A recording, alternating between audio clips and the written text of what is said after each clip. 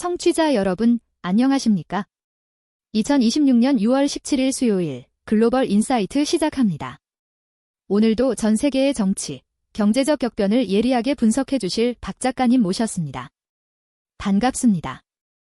네, 안녕하십니까? 미국과 이란의 전쟁 종식 합의가 마침내 서명 단계에 이르렀지만 이면의 디테일을 두고 각국의 셈법이 치열한 아침입니다. 오늘 뉴스 속에 숨겨진 맥락과 경제적 나비 효과를 명쾌하게 짚어드리겠습니다.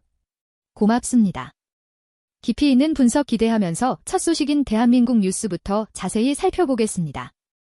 이재명 대통령이 프랑스 에비앙지 세븐 정상회의 확대 회의에 참석해 글로벌 인공지능 기본사회 비전을 제시했습니다. 이재명 대통령은 인공지능 기술의 결실을 전 세계가 골고루 공유해야 하며 기술 격차가 국가나 개인 간의 극단적인 성장 격차로 이어져서는 안 된다고 강조했습니다. 즉, 기술 발전에 따른 혜택을 보편적으로 누리는 기본사회 틀을 글로벌 표준으로 정립하자는 선언입니다. 미래 부작용을 선제적으로 막자는 제안이군요. 마침 한국의 대표 반도체 기업인 SK그룹 시가총액이 장중 2,000조 원을 돌파했다는 소식도 있습니다. SK하이닉스가 견인하며 그룹 시가총액이 2,000조 원을 넘어 국내 2위를 기록했습니다. 하이닉스가 그룹 시총의 무려 80% 이상을 차지했는데요. 여기에 기술적 낭보로 단국대학교 융합반도체공학과 홍은기 교수 연구팀이 차세대 AI 반도체 핵심인 저항변화 메모리의 신뢰성과 동작 안정성을 높일 공정 기술을 개발했습니다. 이 저전력 뉴로모픽 소자 기술이 상용화되면 한국의 인공지능 패권은 한층 공고해질 것입니다. 게다가 업스테이지가 업스테이지 컴퍼니 출범을 알리며 AI 토큰 경제를 핵심 모델로 제시한 것도 대한민국이 AI 생태계 설계자로 도약하고 있음을 보여줍니다. 든든한 기술 소식이네요.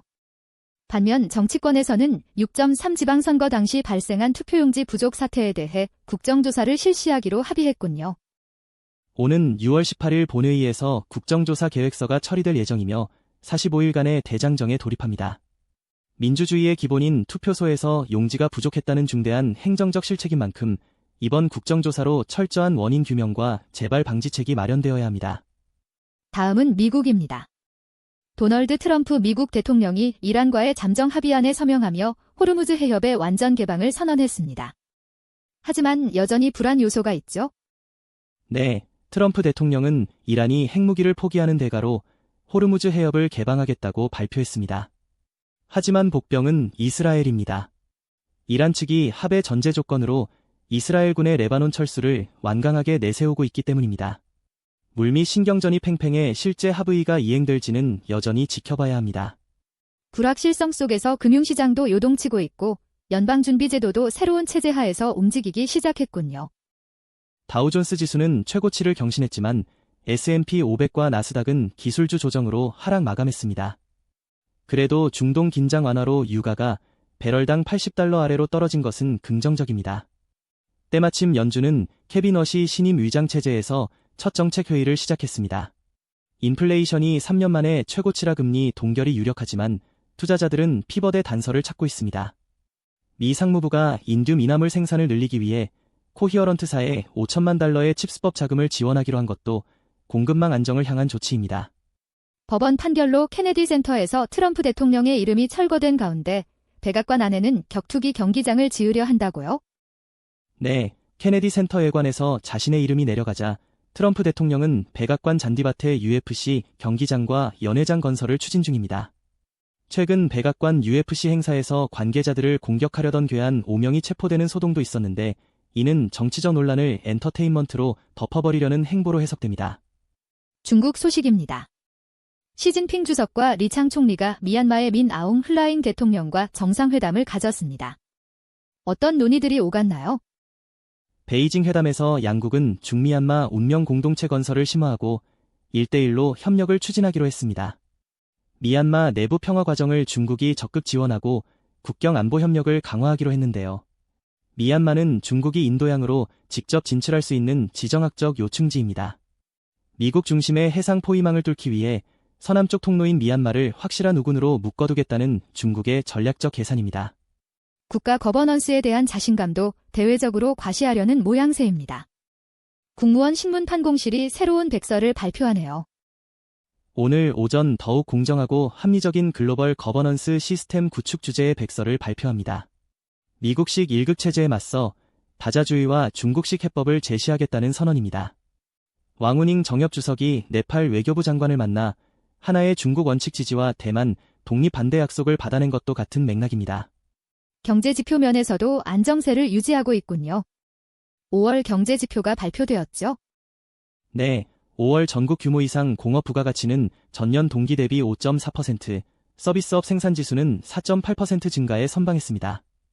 특히 4개 부처가 공동으로 해양신흥 산업 육성과 고용 촉진 대책을 내놓은 것은 일자리 문제를 미래 성장 동력 확보와 결합해 해결하겠다는 의지입니다. 다음은 일본 소식입니다. 일본은행이 기준금리를 인상해 무려 31년 만에 최고치인 1.0%대에 진입했군요. 네, 우에다 총재의 긴축 기조하에 기준금리를 기존 0.75%에서 1.0%로 0.25%포인트 인상했습니다. 이는 수십 년간 지속된 초저금리를 끝내고 통화정책을 정상화하겠다는 신호입니다. 금리가 올랐음에도 시장은 엔저 진정에 환호하며 니케이 평균 주가가 장중 최초로 7만 선을 돌파했습니다. 외교와 정치 동향도 활발합니다. 다카이치 사나의 총리가 이탈리아 로마에서 정상회담을 가졌군요. 네, 멜로니 이탈리아 총리와 만나 안보와 국방, 반도체 등 핵심 공급망 강화 방안을 논의했습니다. 한편 정치자금 규정법 개정을 둔 중의원 공방속에서 국민민주당이 국기 훼손죄 조항을 전면 삭제하기로 자민당과 합의하는 등 물밑 타협이 긴박하게 진행되고 있습니다. 미국의 AI 수출 제한 조치에 일본 정부가 대안 마련에 착수했다는 소식도 있습니다. 아주 중요한 포인트입니다. 미국이 안보 이유로 엔트로픽의 최상위 AI 모델인 미토스5와 페이블5의 외국인 접근을 차단하자 일본 정부는 큰 충격을 받았습니다. 이에 구글이나 오픈 AI 등 다른 빅테크 기업들과 즉각 접촉하며 AI 공급망 다변화를 서두르고 있습니다. 합의 당사국인 이란 소식입니다. 미국과의 평화 합의 소식에 이란 내부 경제가 즉각 반응하고 있군요. 양해각서 체결로 초기 120억 달러의 동결 자산이 해제되고 추가 120억 달러 규모의 협상이 진행 중입니다. 석유 수출 제재 완화로 향후 60일간 유전 가동으로 얻을 석유 판매 수익만 300억 달러를 넘어설 것으로 예상되는데요. 테헤란 증시는 500만 단위를 향해 폭등했고 자동차 가격과 금, 달러 가치가 일제히 폭락하며 안정을 되찾고 있습니다. 경제는 살아나고 있지만 사회적 상흔과 과학 소식도 전해집니다. 이란의 고질적 문제 중 하나가 높은 비자연적 사망률인데 하루 평균 134명이 사고사 등으로 목숨을 잃고 있으며 특히 18세에서 24세 청년들의 교통사고 사망률이 높습니다. 그래도 통신정보기술부 장관이 우주연구소 피해에도 불구하고 우주 프로그램 가속화를 발표했고 이란 학생들이 상하이 국제혁신 페스티벌에서 대거 수상하며 과학기술 역량을 증명해 보였습니다. 다음은 G7 정상회의 개최국인 프랑스 소식입니다. 외교 무대 중심에 서 있지만 내부 경제는 스태그플레이션 우려가 깊군요. 프랑스 중앙은행은 인플레이션 상승과 1분기 GDP의 예상치 못한 감소가 겹치며 스태그플레이션 쇼크를 선언했습니다. 이에 올해 경제 성장률 전망치를 정부 목표인 0.9%보다 낮은 0.4에서 0.5% 수준으로 대폭 하향 조정했습니다. 돌파구로 첨단 기술 카드를 꺼내 들었군요. 마크롱 정부는 AI 기술 개발을 위해 프랑스 2030 계획에서 무려 6억 5,500만 유로의 예산을 추가 재배정하기로 했습니다. 파리 스테이션 F에서 열린 제5회 프랑스 퀀텀 행사 역시 유럽 중심의 양자 컴퓨팅 가치 사슬을 구축하겠다는 프랑스의 야심을 보여줍니다. 침체된 제조업을 첨단 기술로 돌파하겠다는 승부수입니다. 러시아 소식입니다. 푸틴 대통령이 오는 9월 20일에 치러질 하원 선거 일정을 확정했고 대외 갈등과 재정 압박은 계속되고 있네요. 캐나다 추가 제재에 맞서 103명의 캐나다인 입국 금지 조치를 발표했고 라브로프 외무장관은 튀르키예 피단 장관을 만나 흑해 공급망 협력을 다졌습니다.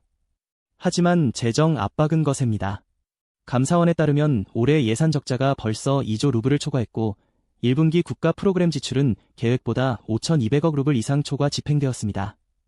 기술 주권 확보 노력과 미국의 추가 제재 압박도 큰 변수겠군요. 미 슈스틴 총리는 중공업 디지털화와 국산 소프트웨어 전환으로 기술 주권을 상당 부분 확보했다고 자평했습니다. 하지만 트럼프 미 대통령이 러시아 유류 제재 재개 가능성을 흘리며 압박하고 있는데요.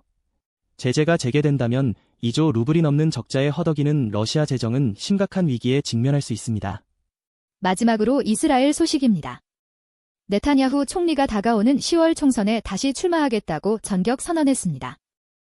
네타냐후 총리는 이 이란 합의가 이스라엘 안보 이익을 훼손했다는 비판 속에서 정면 돌파를 선택했습니다. 이란으로부터 레바논 공격 중단에 대한 경고를 받은 상태지만 사법 리스크와 정치적 생명을 지키기 위해 강경한 태도를 고수하며 전쟁 국면을 선거에 이용하려 한다는 비판을 받고 있습니다. 경제 지표 위축과 종교계 병역 갈등까지 겹쳐 첩첩산 중입니다.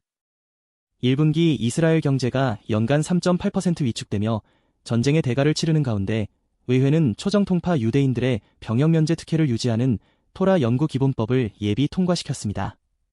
특정 계층에만 병역 혜택을 주다 보니 종교적 특권과 안보 의무를 둘러싼 내부 갈등이 임계점에 달했습니다. 오늘 준비한 글로벌 뉴스는 여기까지입니다. 박 작가님의 오늘의 한 줄 평 부탁드립니다.